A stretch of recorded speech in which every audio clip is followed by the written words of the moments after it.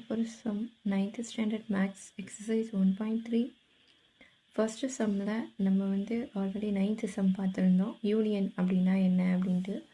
Union அப்படின்னா என்னன்னு நம்ம ஆல்ரெடி பார்த்துருந்தோம். யூனியன் அப்படின்னா ஏபி ரெண்டுமே ஏபி யூனிவர்சல் செட் எல்லாமே சேர்ந்தது தான் யூனியன் அப்படின்னு பார்த்துருந்தோம். ஸோ எல்லா வேல்யூஸும் எடுத்து யூனியனில் எழுதிட்டா யூனிவர்சல் செட் நம்ம ஃபைண்ட் அவுட் பண்ணியாச்சு. நெக்ஸ்ட்டு வந்து நம்மளுக்கு செகண்ட் கொஷின் கொடுத்துருக்காங்க. Find A union B, A intersection B, A difference B, B difference A for the following sets அப்படின்னு கொடுத்துருக்காங்க.